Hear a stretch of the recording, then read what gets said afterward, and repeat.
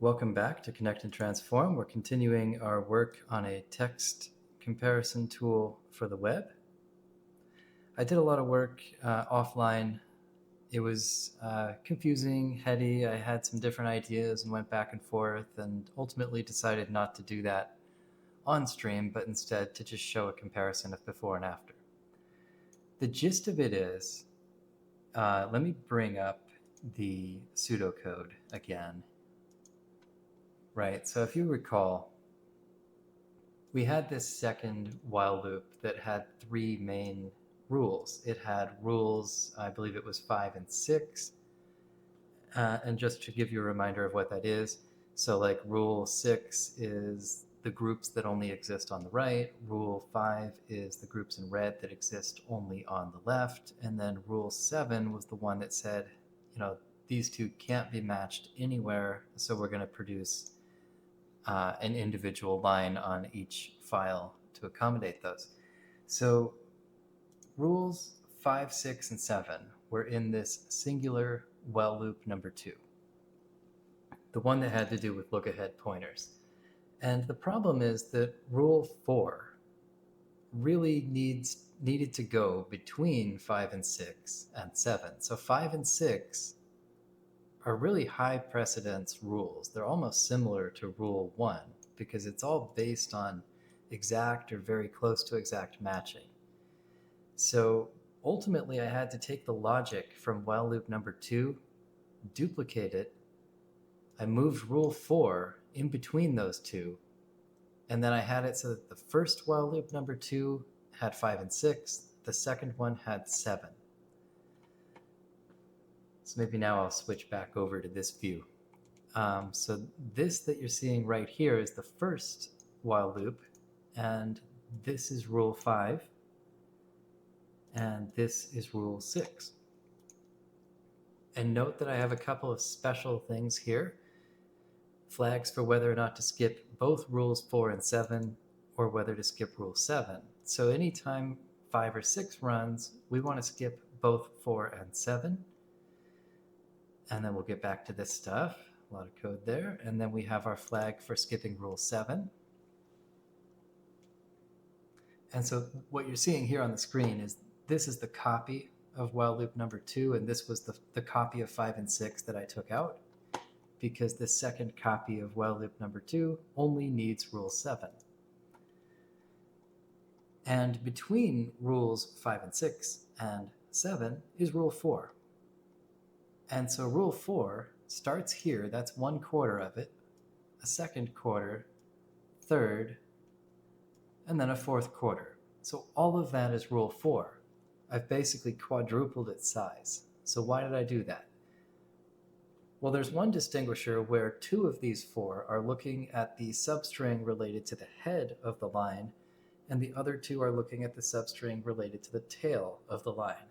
And then the final distinguisher that gets us from 2 to 4 sections, aside from the substring direction, is we're looking at the actual length of the line. So the second 2 here are looking at this min substring prefix length for inexact match variable, the one that I didn't know what to name it, so I just kept adding to the name.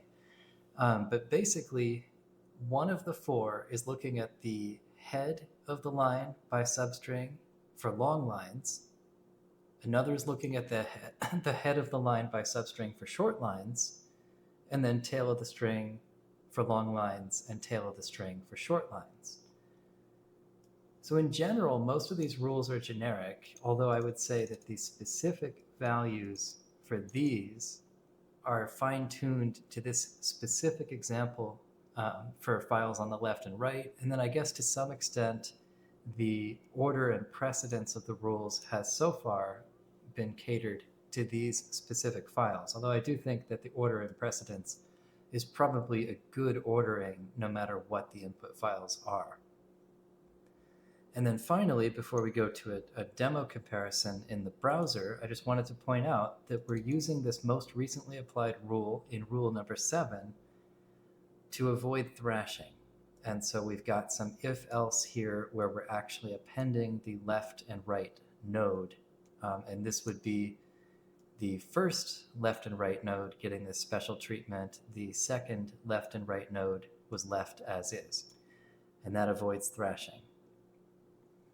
So that's it for the code changes. Let's go here to the browser. So this tab here, this was the comparison as it existed at the end of the last video, and this is the comparison as it exists with the most recent version of the code.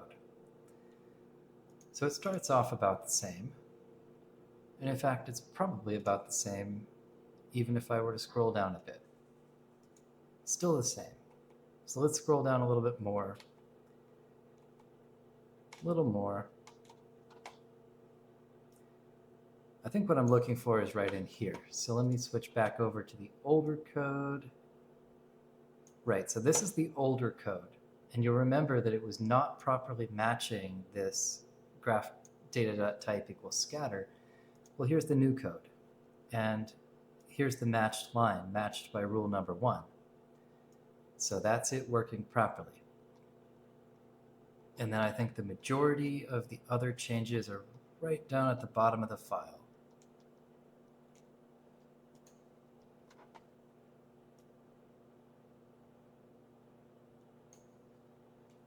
So probably right about like that.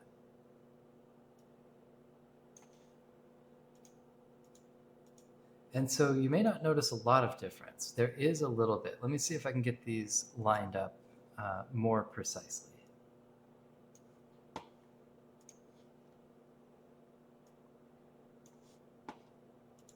Okay, there we go. So now you can kind of see as I toggle between these, this is the older code that's doing a little bit more thrashing on rule 7, and then this is the newer code that's minimizing thrashing for repeated iterations of rule 7. In this particular case, there were a couple instances where rule 7 was only run twice in a row. But if rule 7 were run 10 times in a row, you'd notice a greater difference. And I added some text to the end of the file just to kind of show what it's doing. So these 4 here, this is all rule 7, and then their corresponding partner from rule 7. So you can see that instead of thrashing back and forth 4 times, it generates one contiguous block on the left file of 4 lines, and then one contiguous block on the right file of 4 lines. So at least for these specific input files, I think we're done as far as grouping and classifying lines. And I think the remaining work from here on out is going to be primarily around the user interface and getting to the point where we can maybe drag and drop files onto the browser, getting to the point where we can select either a line or a group of lines, contiguous group of lines, and push them over to the other file with the ultimate goal of then saving that file. So that's an overview of where things are at. I think we're done with this phase of the project for classifying lines and grouping them. Thanks for watching.